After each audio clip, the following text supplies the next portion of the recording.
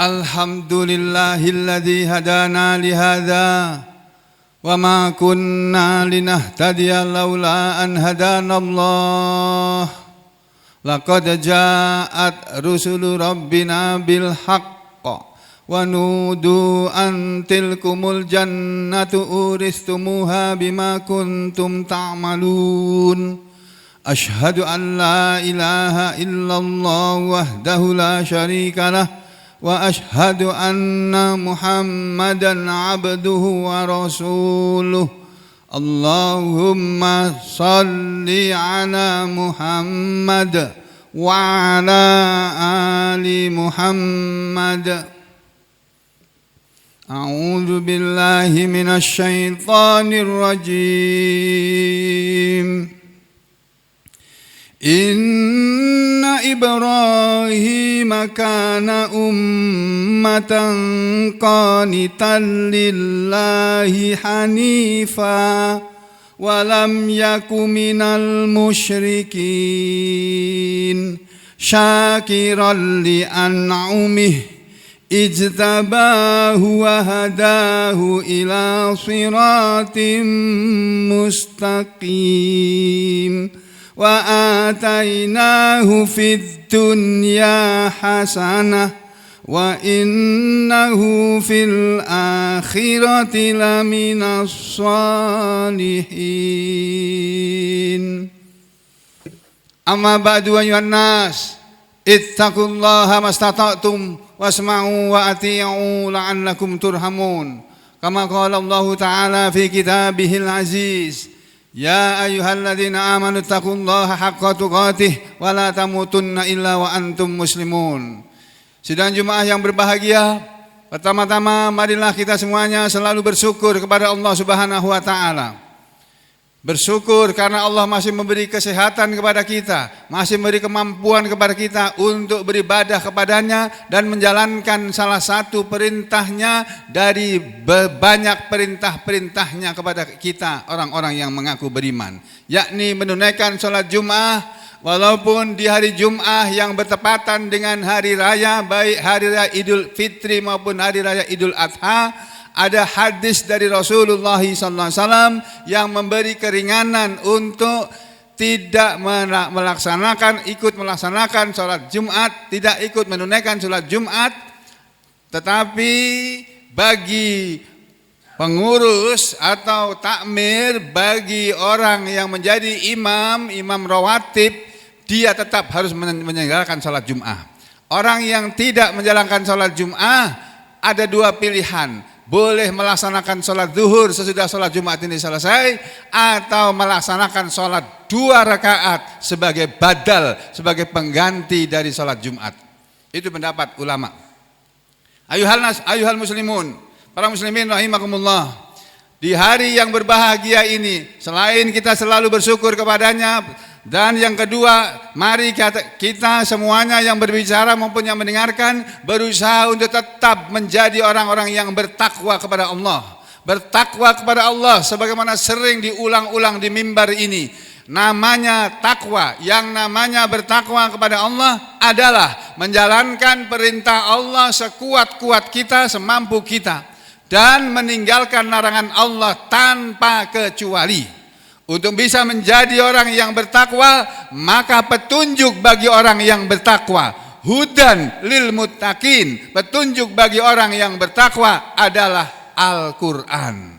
Sebagaimana firman Allah di surat Al-Baqarah, Alif Lam Mim, dzalikal kitabul la raiba fihi, hudal lil muttaqin. Alif Lam Mim itulah Al-Quran Muhammad, yang di dalamnya tidak ada keraguan isinya, dan tidak ada keraguan bahwa Al-Quran itu datang dari Allah. Hudan lil muttaqin. Dia Al-Quran adalah petunjuk bagi orang yang bertakwa. Jadi kalau kita ingin menjadi orang yang bertakwa, maka caranya adalah kita pelajari Al-Quran, kita laksanakan perintah-perintah yang ada dalam Al-Quran, dan kita tinggalkan larangan-larangan yang ada dalam Al-Quran. Mari kita selalu bertakwa kepadanya.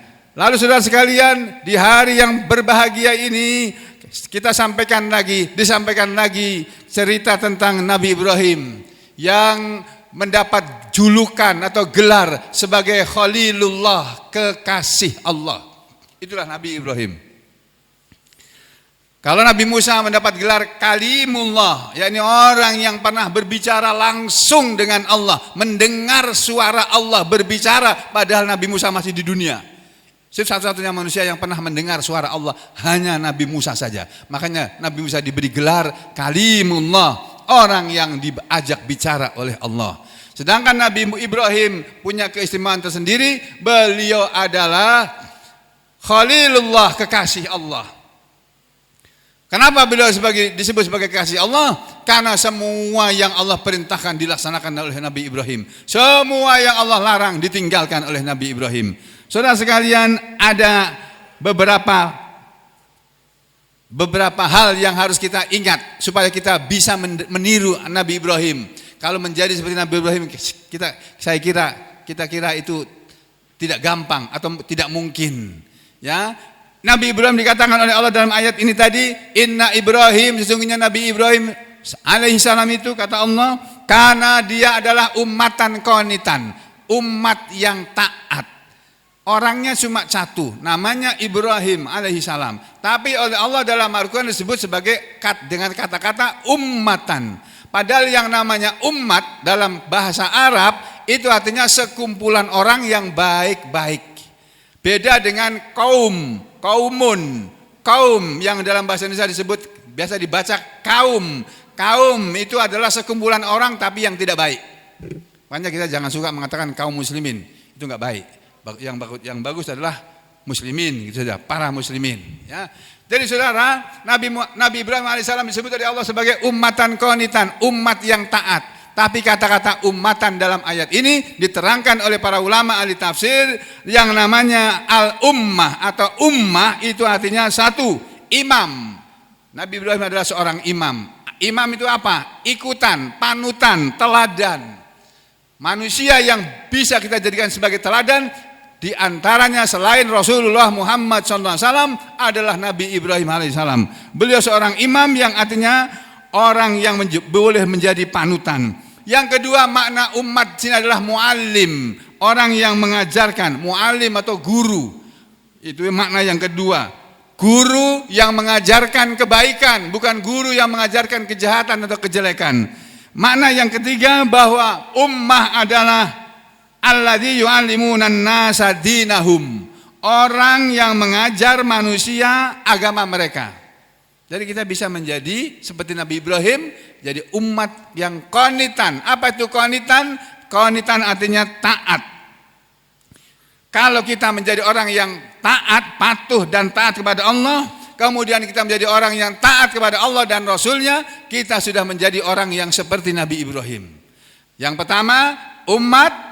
Kita menjadi orang yang bisa jadi panutan, yang bisa ditiru, dicontoh oleh orang lain. Kedua, kita bisa mengajarkan kebaikan kepada manusia.